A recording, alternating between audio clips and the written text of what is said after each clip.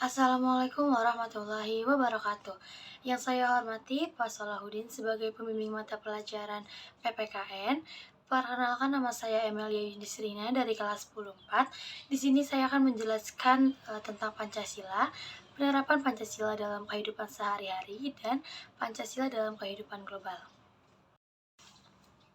Oke, dasar negara Indonesia adalah Pancasila. Dan dasar negara ini diperoleh melalui Sidang BPUPKI atau Badan Penyelidik Usaha Persiapan Kemerdekaan Indonesia. Nama lain dari BPUPKI adalah Dokuritsu Junbi Chosakai. Ada 3 tokoh yang merumuskan dasar negara ini, diantaranya Muhammad Yamin, Mr. Supomo, dan Insinyur Soekarno. Berikut adalah masing-masing rumusan yang diberikan oleh ketiga tokoh tersebut.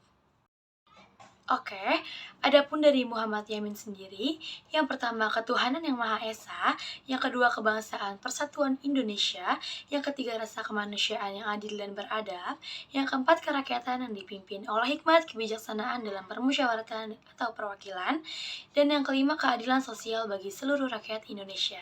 Adapun rumusan yang diberikan oleh Mr. Supomo, yang pertama persatuan, yang kedua kekeluargaan, yang ketiga keseimbangan lahir dan batin, yang keempat musyawarah, dan yang kelima keadilan rakyat.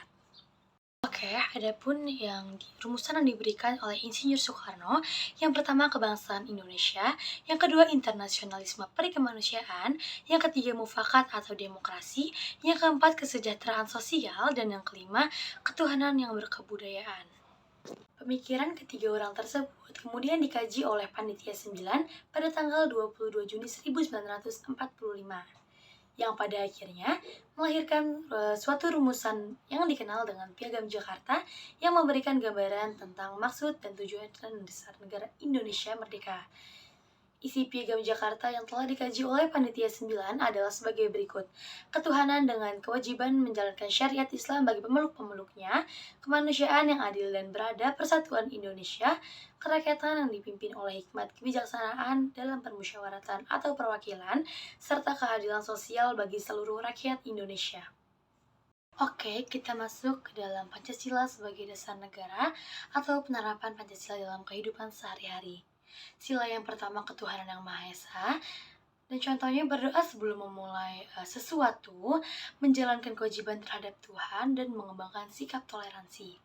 Adapun Pancasila yang kedua adalah kemanusiaan yang adil dan beradab. Contohnya, yang pertama saling menghormati antar sesama, yang kedua mempunyai sikap saling tolong-menolong, dan yang ketiga tidak bersikap semena-mena terhadap orang lain. Nah, untuk sila ketiga, contohnya yang pertama menjaga kerukunan dan kedamaian, yang kedua menjaga persatuan dan kesatuan bangsa, dan yang ketiga adalah berkorban untuk kepentingan bangsa. Adapun sila yang keempat yaitu kerakyatan yang dipimpin oleh hikmat kebijaksanaan dalam permusyawaratan atau perwakilan. Contohnya yang pertama, ada musyawarah dalam mengambil keputusan, yang kedua mengikuti diskusi pemilihan ketua kelas, dan yang ketiga menghargai pendapat orang lain. Oke, kita masuk ke dalam sila kelima, yaitu keadilan sosial bagi seluruh rakyat Indonesia. Contohnya, yang pertama menjaga keseimbangan antara hak dan kewajiban, yang kedua memberikan bantuan ketika sedang ada yang kesusahan, dan yang terakhir tidak memaksakan kehendak orang lain. Oke, kita masuk ke dalam Pancasila dalam kehidupan global. Pada abad ke-21 ditandai dengan kemajuan teknologi, yaitu yang pertama internet adalah jaringan, yang kedua big data adalah database, dan yang ketiga teknologi otomatisasi adalah penggunaan mesin atau sistem kontrol.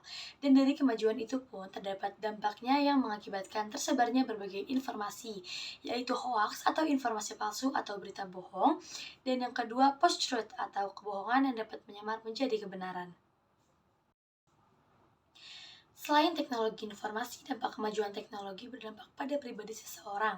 Di antaranya yang pertama, individualisme adalah paham yang mementingkan hak perorangan. Yang kedua, hedonisme adalah gaya hidup yang berfokus mencari kesenangan dan kepuasan tanpa batas.